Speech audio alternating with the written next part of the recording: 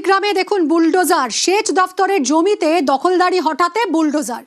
বয়াল গ্রামে বুলডোজার দিয়ে ঘর বাড়ি গুড়িয়ে দিল প্রশাসন।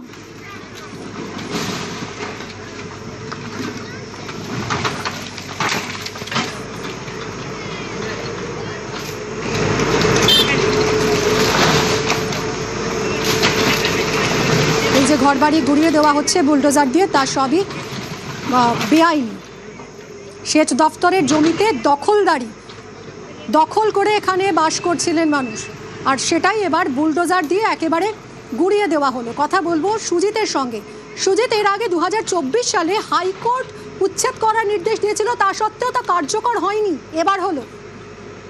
দেখো, প্রশাসন বা পুলিশ নিষ্ক্রিয় ছিল এমন অভিযোগ এলাকার বাসিন্দাদের। নন্দীগ্রাম 2 নম্বর ব্লকের এই যে বয়াল এলাকা, 3য় খণ্ড জালপাই এলাকা, সেখানে কিন্তু এই যে জমি, যেখানে সরকারি জমিতে অবৈধভাবে বেআইনিভাবে নির্মাণ কাজ যেটা করা হয়েছিল, তা নিয়ে কিন্তু এলাকার বাসিন্দা, এলাকার মানুষজন পুলিশকে বলেছিলেন, কিন্তু আদালতের নির্দেশকেও কিন্তু অগ্রাহ্য করা হচ্ছিল বলে এলাকার বাসিন্দাদের অভিযোগ। শেষমেশ কিন্তু দেখা গেল আজকে যেটা, তা হলো আদালতের নির্দেশ এবং পুলিশের সদিচ্ছা এবং তাদের উপস্থিতিতে বেআইনিভাবে তৈরি অবৈধ এই নির্মাণ তা ভেঙে গুড়িয়ে দেওয়া হলো।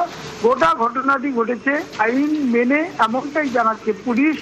এবং যারা এইসব জায়গা দখল করে রেখেছিল তাদের নোটিশ জারি করেই এই অবৈধ দখলদারি উচ্ছেদ অভিযান করা হলো। ধন্যবাদ। আমরা ওখানে কোথায় যাবো? আমরা বাচ্চারা 30-35 বছর আছে, আমরা যে বাচ্চা নিয়ে ওদের কাছে আমরা কোনো দিন ঝামেলা করতে চাই না। ওখানে কি করবো? আমরা ওই ফুটপাতে থাকতে হবে না? আমরা কিছু বার করে নি, সব চাপা হয়ে গেছে। 25 বছর এখানে রয়েছি আমরা, কোনো কিছু বলেনি।